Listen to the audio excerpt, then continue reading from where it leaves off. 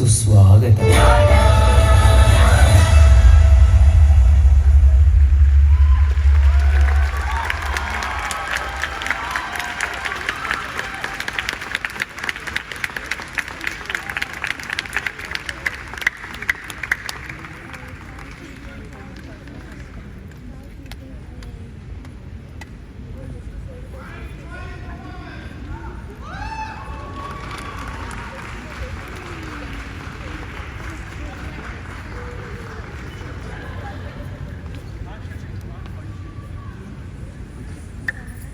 Wonderful.